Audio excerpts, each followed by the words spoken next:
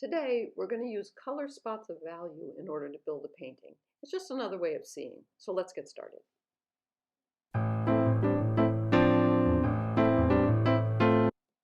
Sometimes I like to paint in a different kind of strategy. Now, you see me paint from darks to lights, and I'm still going to do that, but I call this color spots of value. What I do is I create spots. You'll see on the left there's a D, an M, and an L. I'm going to put all the dark spots in the D column, the mediums in the M column, and the L's in the light column.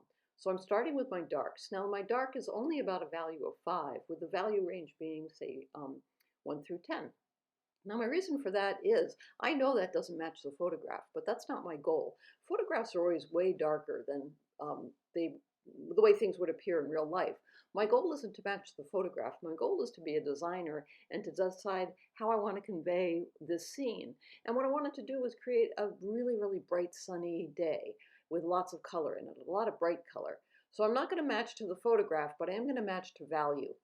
So the value that I picked for my dark, you see already, those 3 color spots of value, I call them. And what I start to do when I create these color spots is I start to see in front of me, I actually do start to see spots. I don't know what that means, but those spots I then turn into shapes. And it's just a different way of seeing. You know, it's a really different way of seeing than looking up and seeing, say, an object with one color. I see so many different spots of color within an object. And that's what I'm doing here. I'm matching color to a value, and I'm creating that I would see as spots on a subject. And you kind of get used to doing this, and it's kind of fun. It's a little bit like creating a jigsaw puzzle in a way. Anyway, I enjoy it, and you know, if you're inspired by this in any way to start thinking about color in terms of darks, mediums, and lights, you know, you can go to your refrigerator or find a photograph. Yeah, and the reason I said the refrigerator is because right now it's summertime. You know, peaches are so much fun to do, or any of those summer fruits, because you can look at them and you can find so many different color spots of value in one piece of a peach or really anything. And it's just so much fun to create those dots and then start to insert them into a mass, you know, into a larger shape. You know, just really have a good time. And it also frees you from having to be a slave to a photograph or getting something right, because it's not about getting it right. It's about looking, like I said, for those color spots of value and plugging those color spots in to those shapes, and then letting those shapes start to connect and then become a painting, a recognizable painting. Very similar to color by number. You know, if you look at color by number, you'll see lots of little tiny, tiny, tiny shapes, which they then number, you know, with 1, 2, 3, and whatnot. And all those 1, 2, 3, they're not talking about value there. They're talking about color pops because they've mixed up the paint ahead of for you. And so what I kind of do, my way of painting is as if it's color, what do you paint by number. But I'm the one that creates the colors as I go along. That's the only difference between what I do and paint by number. Anyway, as you could probably tell, I was a fan of paint by number when I was a kid. You know, give me a system or some kind of recipe to follow and a task to do, and oh, I'm happy. Nothing makes me happier than that. And so in the end, that's what painting does for me. So I wanted to convey a really bright scene. So I'm not doing a lot of color mixing here. What I am doing is, by now, if you see on the left, I'm creating a lot of dabs, a lot of those color spots. And I see those spots. I see those spots when I look at the subject. I start to see lots of little spots of color within larger shapes. And that's what I encourage you to do if you go and decide to paint today. Instead of looking at something as what it is, you know, let's say a peach, for example, or a dog's face. Instead, just look for color spots of value. Even if you don't finish the painting, see if you can create color spots of value within masses, just for fun. Because what you start to be able to do is really train your brain to be able to see color spots. And then you're able to connect them and create larger paintings. It's just a different way of seeing, and perhaps a different strategy than what you've tried before. As you can tell by my enthusiasm, I'm a big fan of it. Yes, I start seeing spots in front of my eyes. I do, but that's a different subject.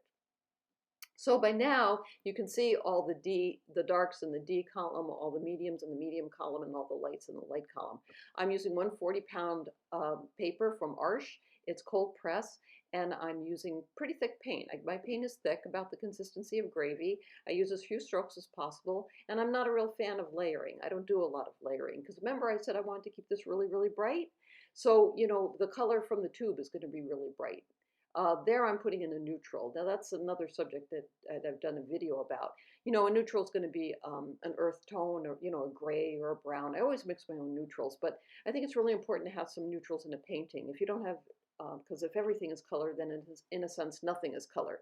So I did create some neutrals. I almost feel like they're the glue inside a painting, ultimately.